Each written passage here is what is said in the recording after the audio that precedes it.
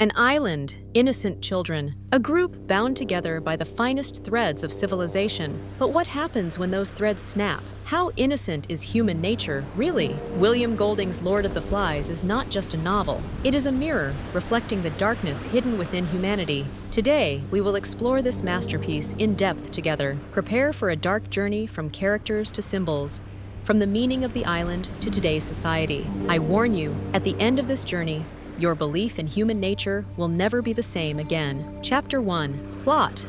The Fall of Innocence. A group of British school children crash land on a deserted island. At first, it seems like an adventure. We're free now, no rules, no adults, they say. Ralph is chosen as leader, and order and civilization are symbolized by the fire. But soon, its dark side emerges. Jack and the hunter group emerge. Blood, power, and primal instincts. The children are forced to make a choice, order or chaos, and often, chaos is more appealing. The most striking scene? Simon's death. Simon realizes that the real monster on the island is actually within themselves, but as he tries to speak this truth, he is brutally killed by children filled with fear and hysteria. That scene is humanity destroying its own truth. Chapter 2.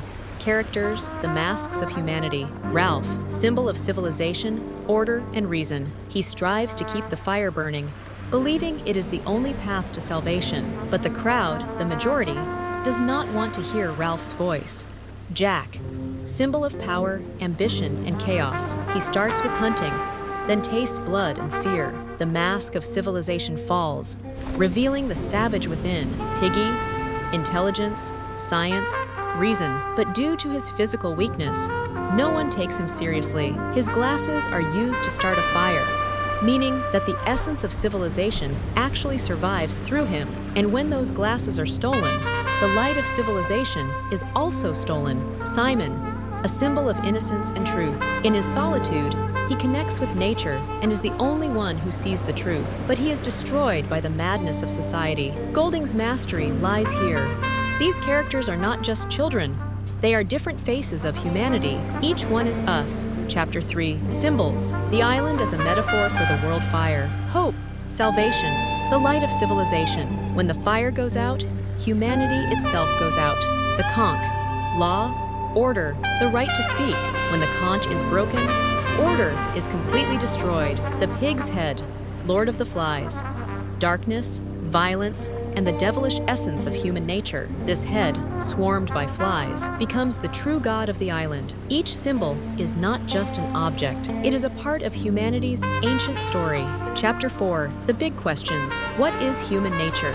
Golding's real question is this: is human nature essentially good, or is evil hidden within us? As Thomas Hobbes said, man is wolf to man. Lord of the Flies is the most striking proof of this. When children shed the thin veil of civilization, they actually revert to primitive savagery. But here's the tragedy. These children show that the same thing actually exists in the world of adults. They have fallen from an airplane in the middle of a war, so the island is actually a small reflection of humanity as a whole. Chapter 5.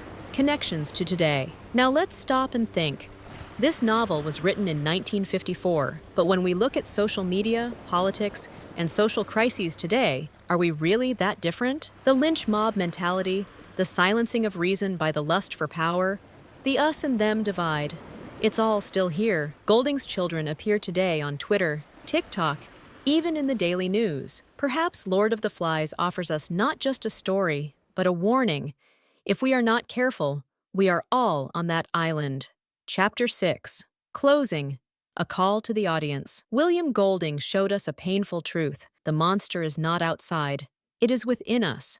And what we call civilization is actually a thin rope that chains that monster. So what happens when that rope breaks? Perhaps that is the real question we should be asking. What do you think? Is human nature inherently good?